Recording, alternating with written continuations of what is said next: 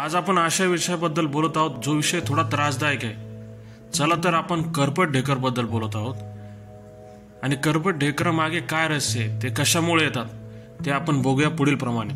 करपट ढेकर म्हणजे तोंडातून आणि पोटातून गॅस सोडणे। हे एक नैसर्गिक आणि शारीरिक कार्य आहे। जेव्हा अपचनाचा त्रास सुरू होतो तेव्हा जास्त हवा किंवा वायू आपल्या पोटामध्ये अडकते। करपट ढेकर येण्यामुळे आपल्या डायजेशनवर अतिरिक्त भार पडतो, परिणामी पोटात गॅस तयार होणे चालू होऊन जाते। त्यामुळे आपल्याला अस्वस्थपणा वाटणे चालू होते। अतिरिक्त हवा बाहेर टाकण्यासाठी आपल्या शरीरासाठी करपट ढेकर हे पूर्णपणे नैसर्गिक प्रक्रिया आहे, ज्यामध्ये अस्वस्थता किंवा पचनाच्या समस्या देखील उद्भवू शकतात।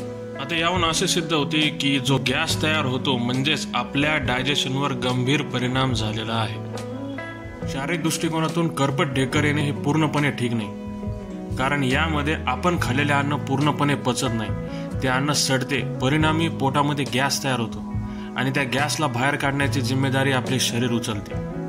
त्यामुळे तुम्ही कुठे एखाद्या कार्यक्रमात असले तिथे अतिरिक्त खाणे टाळणे, आग्राखातर खाणे टाळणे आणि चुकीच्या वेळी काही पण खाणे टाळणे याची तुम्ही खबरदारी घेणे जरुरी आहे, जेणेकरून तुम्हाला करपट ढेकराचा त्रास होणार नाही।